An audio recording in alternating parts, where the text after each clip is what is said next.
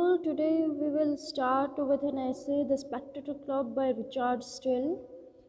We could have completed grammar portion. There are only two units in your grammar, that is primary auxiliary and voice, which we have completed. Now we'll go forward with the remaining portion of our syllabus, and that there are still the two essays and some of the portion remaining. So today we'll start with The Spectator Club by Richard Steele. This essay is about members of the club. Richard Steele is a writer of the essay, and he is again a member of that Spectator Club, and there are 6 other members. He's explaining everyone over here one by one with their names. So let us start with the first one. The first of our society is a gentleman of Worcestershire of an ancient descent, a baronet. His name Sir Roger de Coverley. और यहाँ पे वो बताते हैं कि first जो society वॉर्कशायर society से जो जेंटलमैन आते हैं इस क्लब में, जो उसके मेंबर हैं, क्लब का नाम दिया है द स्पेक्टेटर क्लब, और उसके मेंबर है sir Roger de Coverley. His great-grandfather was inventor of that famous country dance which is called after him. All who know that shire are very well acquainted with the parts and merits of Sir Roger.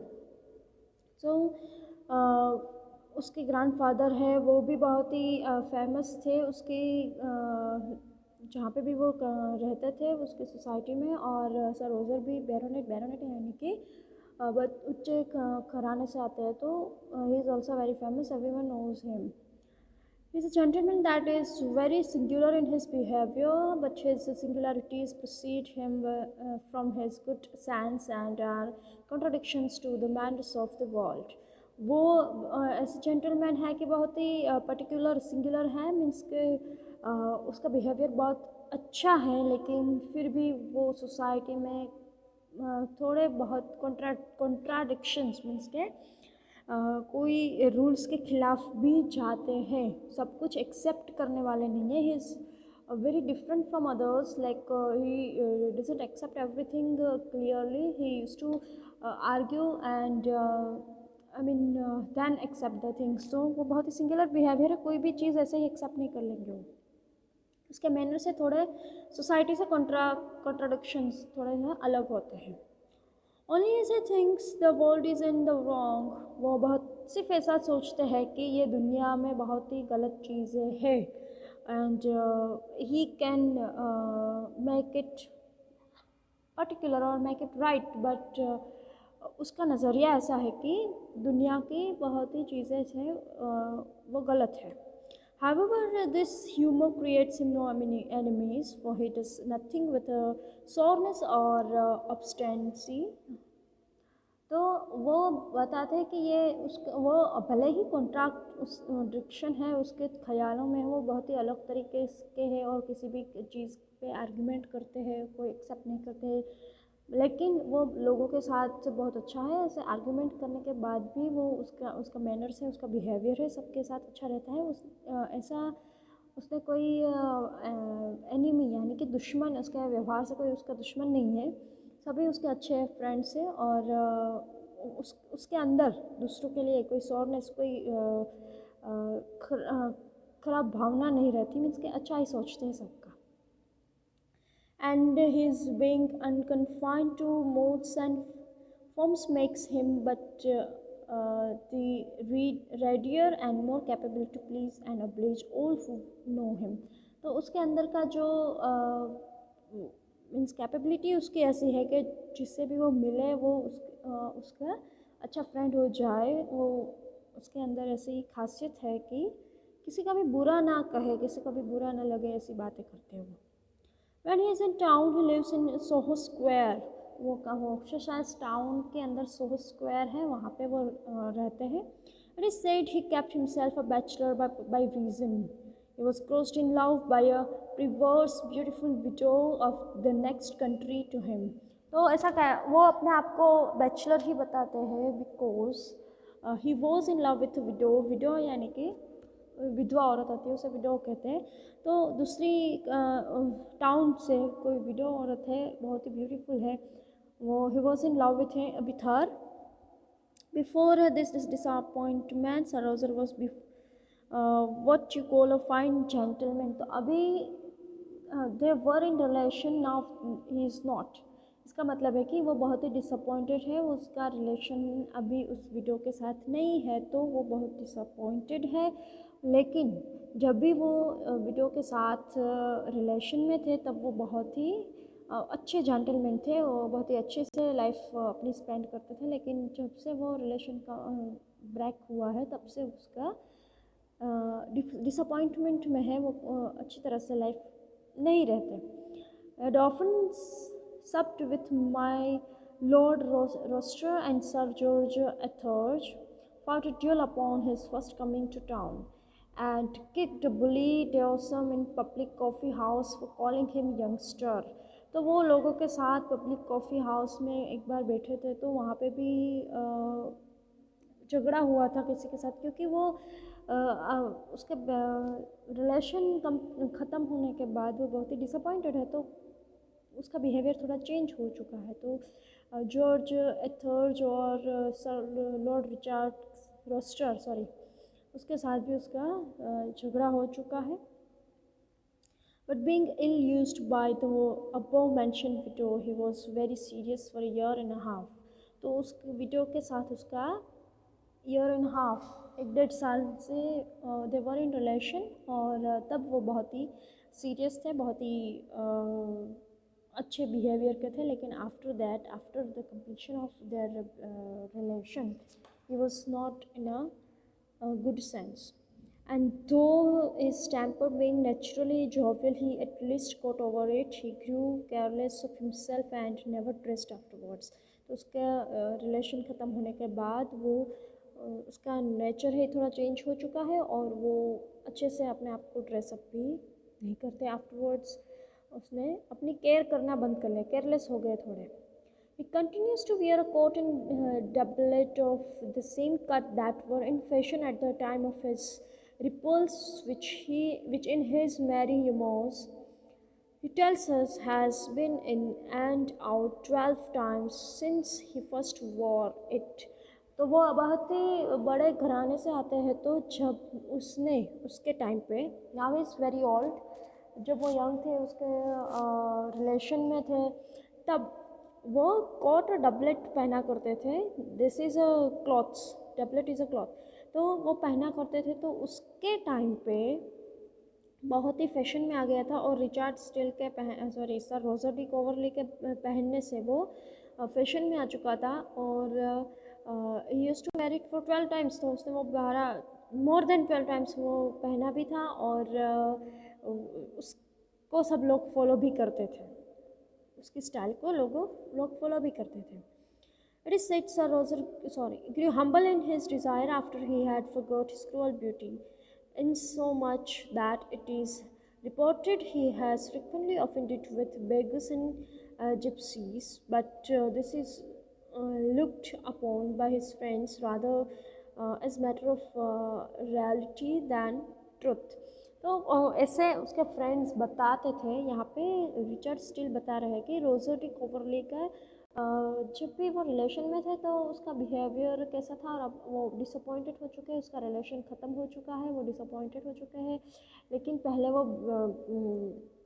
अपने आप को baronet समझते थे, उसको वो जो भी पहनते थे वो फैशन में आ जाता था। तो उसके फ्रेंड्स ऐसा बता रहे थे कि वो बेगर्स के साथ उसका कभी कभी अच्छा बिहेवियर नहीं रहता था। लेकिन दिस में बी नॉट ट्रुथ, ऐसा स्टिल बोल रहे हैं कि उसके फ्रेंड्स ने सब बताया था, वेदर इट इज़ ट्रू और रॉन्ग ही डजंट नो। तो ऐसा उसका बिहेवियर रहता था पहले। Now he is good towards everybody, because वो ऐसा उसे लगता है कि नाउ इज़ डिसअपॉइंटेड, तो वो बहुत सबके साथ अच्छा व्यवहार कर देते हैं। He is now in his 56 years, तो अभी वो 56 years ओल्ड है। तो ये सब जो बातें वो बता रहे हैं वो पहले जब यंग थे वहाँ की बातें हैं, तो अभी तो वो 56 ईयर के हैं। cheerful guy and hearty, keeps a good house both in town and country.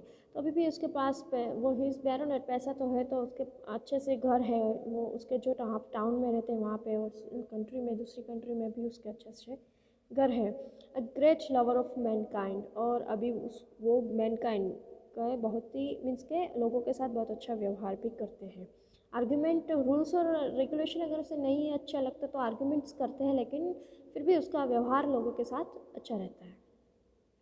But with such a mirthful cast in his behavior that he is rather beloved than esteemed. His tenants grew rich, his servants looked satisfied, all the young women profess love to him, and the young men are glad of his company.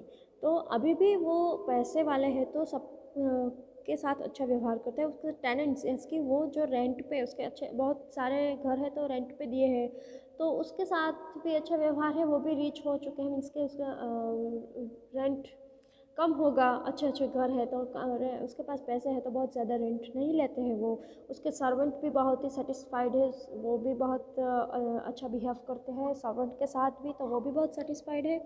All the young women, और जो भी young women अभी भी वो 56 year के हैं फिर भी उसके साथ रहे, उसकी कंपनी उसे अच्छी लगती है, because he is very good towards everybody.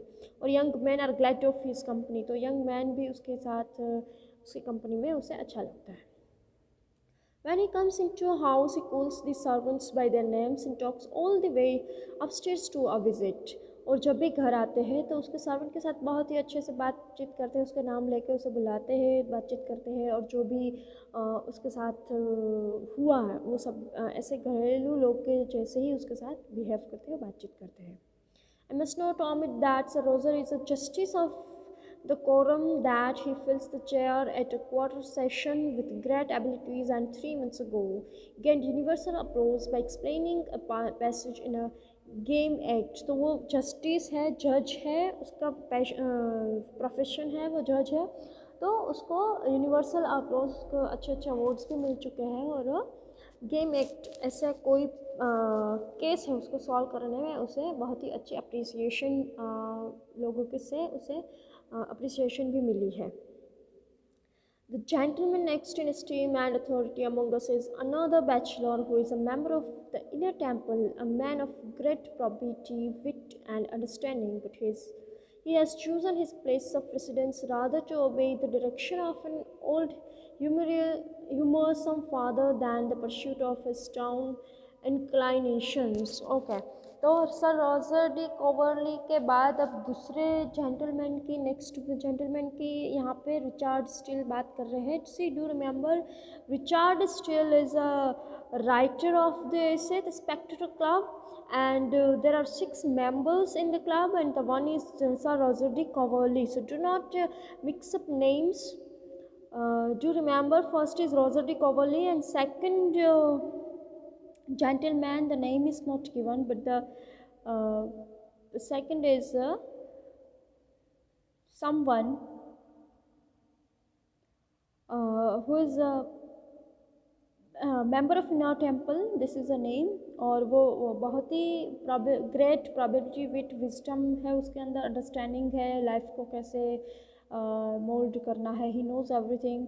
तो उसका नाम यहाँ पे नहीं दिया गया है, सिर्फ ऐसा ही बताया है कि is a gentleman of wit and probability and understanding, तो उसका नाम यहाँ पे नहीं दिया गया है. और वो अपने फादर के साथ रहना पसंद नहीं करते, बिकॉज़ वो शायद वो ओल्ड ख्यालात के हैं, और ये उसको पढ़ाना चाहते हैं, लेकिन he this another gentleman, the next gentleman, he doesn't want to pay attention towards the study. तो वो यहाँ पे दूसरी जगह पे रहते हैं, उसके घर उसके फादर के साथ नहीं रहते. वॉज प्लेस्ड दैट स्टडी, हाँ उसके फादर ने ही यहाँ पे उसे रखा है पढ़ाने के लिए है.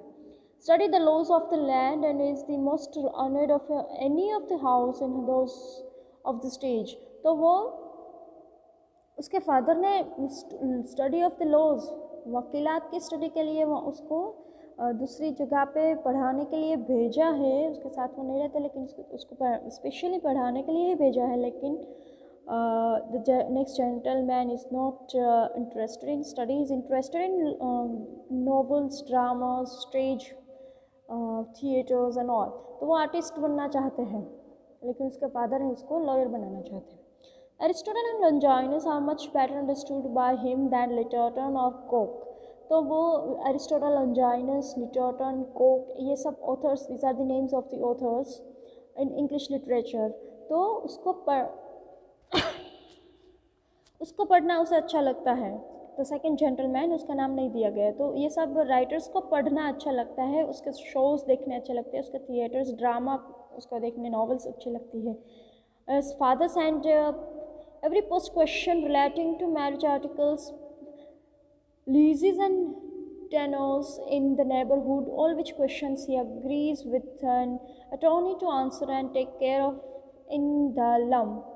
He's studying the patients themselves when he should be inquiring into the debates among men which arise from them. He knows the argument of each of the oration of demonstration and tally, but not one case in the reports of our oven courts. No one ever took him for a fool, but none expect his intimate friends knows he is a great deal of wit. तो वो art के व्यक्ति है, वो उसका art में यानी कि ड्रामा में, एक्शन में, नॉवेल्स में उसमें इंटरेस्ट है. तो उसके ही अंदर वो उसका पैशन ही वो है, तो उसमें ही रहते हैं लोगों के साथ. तो ऐसे भी कुछ भी बातें कर लेते हैं तो लोग उसे फूल समझते हैं, लेकिन ऐसा बिल्कुल नहीं है. उसके फ्रेंड से पता है कि वो बहुत ही अंडरस्टैंडिंग व्यक्ति है. This turn makes him at once both interested and agreeable, as few of his thoughts are drawn from business. They are most of them fit for conversation. तो अगर वो सब लोग ऐसा मानते हैं कि वो फूल है, उसके फ्रेंड्स ऐसा मानते हैं कि he is a very good man, he's a very gentle man, he's a very understanding man, he's having a wisdom. तो ये थोड़ा सा एक्सेप्ट करने को स्टिल ऐसा बोलते हैं कि it's very difficult to understand whether is a wit man और whether is a fool man. तो ये थोड़ा सा डिफ़िकल्ट है समझना कि उसकी पर्सनालिटी क्या है. His taste for books is a little too just for the age he lives in. He has read all but approves of very few.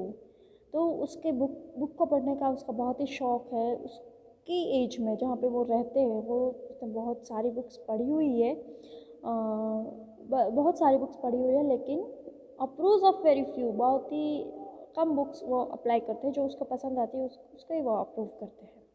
His familiarity with the customs, manners, actions and writings of the ancients makes him a very delicate observer of what occurs to him in the present world. तो वो books पढ़ते हैं, उसमें से what is wrong, what is right, what is good for the society, ये सब वो सोचते रहते हैं. तो ऐसे ही वो कुछ भी ड्रामा या कुछ भी स्टेज शो देखते हो तो critic is a good critic. क्या उसमें क्या रॉन्ग है, क्या कैसे होना चाहिए, वो सब एक्सप्लेन करते हैं. तो बहुत ही अच्छा क्रिटिक है. और ये maxim very delicate observer of what occurs to him in this present. और उसके साथ भी ये दुनिया में क्या हो रहा है वो बहुत ही छोटी छोटी बात को भी बहुत ही अच्छे से ऑब्जर्व करते हैं. Is an excellent critic, and the time of the play is his hour of business. Exactly at 5 he passes through New Inn, crosses through Russell Court and takes a turn at Will till the play begins. और वहाँ पे theatre यानी कि not like theaters we are watching movies nowadays. It's a theater like a stage and live performances are going on. तो ऐसे theatres में जहाँ पे ड्रामा चलते हो, लाइव परफॉर्मेंसेस चलते हैं, ऐसे थिएटर्स होते थे पहले के ज़माने में. तो ये सिर्फ एक्सप्लेनेशन किया गया है कि वो 5 बजे वो उसको बहुत ही अच्छा लगता है ये सब देखना, प्ले देखना, तो फटाफट ही दौड़ के new in, cross through, Russell court, सारे प्लेसेस के नाम है। तो वहाँ से क्रॉस होके वहाँ से जाके he has his shoes rubbed in his previewing powder at the barbers as you go into the rose। रोज़ है ये थिएटर का नाम है। तो थिएटर को में जाने से पहले वो अच्छे से अपने आपको रेडी करते हैं, उसके शूज़ है रब करते हैं, पॉलिश करते हैं, फिर barbers use to have a good hair style and all. तो ऐसे ही वो रेडी होके गो इनटू द रोज़, रोज़ है वो थिएटर का नाम है। It is for the good of the audience when he is at the play, for the actors have an ambition to please him। और वो भी प्ले में पार्टिसिपेट करते हैं, तो ऑडियंस के लिए वो अगर वो प्ले में होते हैं तो ऑडियंस को भी वो देखना अच्छा लगता है, क्योंकि उसको प्ले पसंद है तो वो बहुत ही अच्छे से परफॉर्म करते हैं, तो ऑडियंस को भी देखना अच्छा लगता है। और दूसरे जो पार्टिसिपेंट्स है वो भी वो अच्छा, उससे भी अच्छा करे, और या फिर उसको खुश अच्छा परफॉर्मेंस देखे, उसे खुश करे, तो ऐसा उसका एम्बिशन रहता है। The person of next consideration is sir Andrew Freeport. अब सर रोजर डी कवर्ली के बाद हमने दूसरे जेंटलमैन को देखा है, अब आते हैं sir Andrew Freeport. This is the third one. Second का नाम हमें यहाँ पे नहीं दिया गया है। First is sir Roger de Coverley, second is not, name is not given, but only about him it is given that he is a man of novel, literature, play and all. Now the next is the Sir Andrew Freeport. Please do remember all the names. A merchant of great eminence in the city of London, a person of indefatigable industry, strong reason and great experience। तो ये है business वाले व्यक्ति है जो London से आते हैं और बहुत ही स्ट्रॉन्ग पर्सनालिटी है इसकी। His notion of trade are noble and generous, and as well rich man has usually some sly way of jesting which would make no great figure were the not rich man। Okay, fine। He calls the sea the British common. He is acquainted with commerce in all its parts, and will let you that it is a stupid and barbarous way to extend dominion by arms, for true power is to be got by arts and industry। We will often argue that if this part of our trade were well cultivated, we should gain from one nation and if another from another। Okay, तो ये है trade में, business में interest रखने वाले व्यक्ति है, तो कहते हैं कि we should expand our trade, we need to, अगर हम अच्छी तरह से कल्टिवेट हमारा बिजनेस चला सके तो we need to go to another countries also, we need to expand it to another countries also. Is very rich but he doesn't behave like a rich man, means बहुत ही पैसे उसके पास लेकिन बहुत ही सिंपल मैन है वो। I have heard him prove that diligence makes more lasting acquisition than valor, and that sloth has ruined more nation than the sword। और वो बताते हैं कि मैंने ऐसा सुना है कि अगर आपके पास विजडम या अंडरस्टैंडिंग नहीं है तो आप स्वॉर्ड यानी कि तलवार, दूसरे नेशन के साथ झगड़ा करो, तलवार बाजी से झगड़ा करो, उससे जितना रुइन यानी कि बर्बादी होती है उससे ज़्यादा बर्बादी आप अपनी अंडरस्टैंडिंग लेवल नहीं है तो उससे कर देते हो। मीन्स कि if you are not good person, if you are not you don't have sense of understanding, if you don't have sense of wisdom, you can ruin a nation। तो आपके पास वो नहीं है तो आप किसी भी देश को बर्बाद कर देते हो। लड़ाई से भी ज़्यादा वो खतरनाक वस्तु है।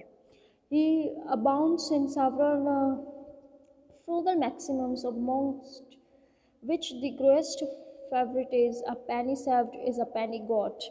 और वो फ्रूगल मैक्सिमम्स मीन्स के वो बहुत ही कहावत है, मुहावरे में विश्वास रखते हैं, इसलिए उसने पहले भी बताया कि धन sword ruin more nation than a sword, वो भी एक मुहावरा बताया। फिर अनदर मुहावरा वो बता रहे हैं कि a penny served is a penny gold, अगर आप एक पेनी बचाएंगे तो आप दूसरी पैसे मीन्स कि आपको सेविंग करना आता है तो ही आप लाइफ में आगे बढ़ सकते हो, ऐसे तो ही आप दूसरे पैसे कमा ज़्यादा पैसे कमा सकते हो।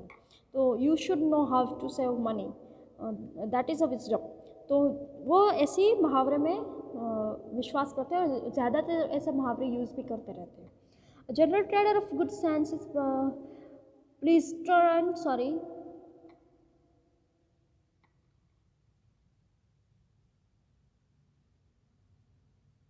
The person of next consideration is Sir Andrew Freeport, a merchant of great eminence in the city of London, a person of indefatigable industry, strong reason and great experience. तो अब नेक्स्ट जो स्पेक्टर क्लब के member है वो है sir Andrew Freeport. वो एक businessman है और बहुत ही स्ट्रॉन्ग पर्सनालिटी है उसके पास बहुत ही अच्छा ग्रेट एक्सपीरियंस, उसका अनुभव भी बहुत ही बड़ा है। His nation of trade are noble and generous and as very rich man he usually some sly way of jesting which would make no great figure were he not a rich man. He calls the sea the British common। अब वो उसके ख्यालात भी बहुत ही बड़े हैं, बहुत ही पैसे वाले हैं, लेकिन उसका कोई उसे घमंड नहीं है। और ब्रिटिश कॉमन वो सी है, मीन्स के जो भी ट्रेड करते हैं तो उसको ब्रिटिश कॉमन जैसे बुलाते हैं। He is acquainted with commerce in all its parts and will tell you that it is a stupid and barbarous way to extend domain by arms, for true power is to be got by arts industry. तो वो बताते हैं कि उसका trade, उसका जो business है वो बहुत ही पार्ट्स में फैला हुआ है। और वो बताते हैं कि ये बहुत ही फुलिश है, बहुत ही स्टूपिड है कि हम अपना दूसरों के साथ लड़ झगड़ के अपना एक बिज़नेस या फिर अपने पार्ट्स देश को या फिर हमारी कंट्री का कोई भी स्मॉल पार्ट से उसको बढ़ाए। तो that is wrong way, that is stupid way. Whether you should do business और whether you should have wisdom how to rule another country, तो ऐसा विजडम आपके पास होना चाहिए। For true power is to be got by arts industry, तो जो power आपको मिलना है वो आप दूसरों के साथ झगड़ा करने से पावर नहीं लेना चाहिए। आपके पास कुछ आर्ट या फिर बिजनेस होना चाहिए, इंडस्ट्री होना चाहिए, तो आप अपना बिजनेस हो, अपना पावर हो बढ़ा सकते हैं, दूसरे कंट्री में भी आप रूल कर सकते हैं। We will often argue that if this part of our trade were well cultivated, we should gain from one nation and if another from another। तो वो हमेशा ऐसे आर्गूमेंट मीन्स के बताते रहते हैं कि अगर हमारा ट्रेड, हमारा बिजनेस यहाँ से कल्टिवेट बहुत ही अच्छा बनेगा, अच्छा होगा, तो हम एक कंट्री में से दूसरी कंट्री में, वहाँ से दूसरी कंट्री में, ऐसे हमें इसको एक्सपांड करते जाएंगे। दूसरों के साथ झगड़ा करने से, जैसे like Britishers they came to India, they fought with us and वो हम पे रूल करना चाहते थे। तो ऐसे नहीं झगड़ा करके हमें हमारे बिज़नेस को या हमारे पावर को नहीं बढ़ाना है, हमें हमारे विजडम से, अंडरस्टैंडिंग से हमारे पावर को बढ़ाना है। तो अगर हमारा बिज़नेस यहाँ पे अच्छी तरह से कल्टीवेट होगा, बढ़ेगा, तो हम एक कंट्री में से दूसरी कंट्री में उसको आगे बढ़ाएंगे। I have heard him prove that elegance makes more lasting acquisition than valor and that sloth has ruined more nation than the sword। और वो बताते हैं कि मैंने बहुत ही सुना है कि हमारे अंदर अगर विजडम नहीं है, अंडरस्टैंडिंग नहीं है, तो वो हम हमारे देश को बर्बाद करते हैं रादर देन द स्वॉर्ड, यानी कि तलवार। दूसरों के साथ लड़ झगड़ के हम उसे बर्बाद करते हैं। उससे भी हमारे अगर अंडरस्टैंडिंग नहीं है तो हम खुद ही हमारा कोई भी पावर नहीं बढ़ा सकते या हमारा बिजनेस नहीं बढ़ा सकते और बर्बादी की तरफ आगे बढ़ते हैं। He abounds in several frugal maxims amongst which the greatest favorite is। तो वो बहुत ही सारे मैक्सिम्स यानी कि मुहावरे बोलते रहते हैं और उसका फेवरेट है a penny saved is a penny got। अगर आप पैसे बचाएंगे तो आप ज़्यादा पैसे कमा भी सकते हैं, तो penny saved is a penny got तो उसका फेवरेट है जो यहाँ पे बताया गया है। A general trader of good sense is pleasanter company than a general scholar, and Sir Andrew having a natural scholar, and Sir Andrew, having a natural scholar, unaffected eloquence, the perspicuity of his discourse gives the same pleasure that wit would in another man. तो उसका जो business करने का या फिर power बढ़ाने का तरीका है वो दूसरों से बहुत ही अलग है, और उसकी कंपनी में जो भी लोग भी काम करते हैं उसकी कंपनी इन द सेंस कि उसके साथ, तो वो सभी का नज़रिया भी अलग है. सर एंड्रू फ्रीपोर्ट है वो बहुत ही अलग तरीके से अपना बिजनेस को आगे बढ़ाने में मानते हैं. लाइक अनदर मैन, वो is a man of wit again. He has made his fortune himself and says that England may be richer than other kingdom by as plain methods as he himself is richer than other men. तो वो बताते हैं, वो उसने अपने मेहनत से ही सारा बिजनेस बनाया है और पैसे भी कमाए हैं, तो उसने अपना फॉर्चून, अपना लक हिमसेल्फ उसने ही बनाया है. तो वो ऐसा भी बोलते रहते हैं कि इंग्लैंड शायद दूसरे देशों से पैसे वाला होगा, रिचर होगा, जैसे वो दूसरे लोगों से बहुत ही ज़्यादा पैसे वाले हैं. वो पैसा मैंने अपने आप में खुद से बनाया है, मैंने कमा के मेहनत करके बनाया है. Though at the same time I can say this of him, that there is not a point in the compass but blows home a ship in which he is an owner. Okay, compass का मतलब है होका यंत्र, या जो अगर आप दिशा बताता है. अगर आप शिप में रिवर में है, शिप में ट्रैवल करते हो, तो होका यंत्र से आपको पता चलेगा कि कौन सी दिशा में जाना है. तो यहाँ पे स्टिल जो हमारे राइटर है वो बताते हैं कि उसने अपना बिजनेस इतना एक्सपांड किया हुआ है कि उस कंपास में भी जगह नहीं है कौन सी दिशा में उसका बिजनेस नहीं होगा. मीन्स के वो बहुत ही सारे शिप के ऑनर है और बहुत ही सारा उसका ट्रेड है, वो बहुत बड़ी दूर दूर तक उसने फैलाया हुआ है. Next to Sir Andrew in the club room sits Captain Santry, a gentleman of great courage, good understanding, but invincible modesty. Okay, we'll stop here and continue the rest of the portion in the next lecture.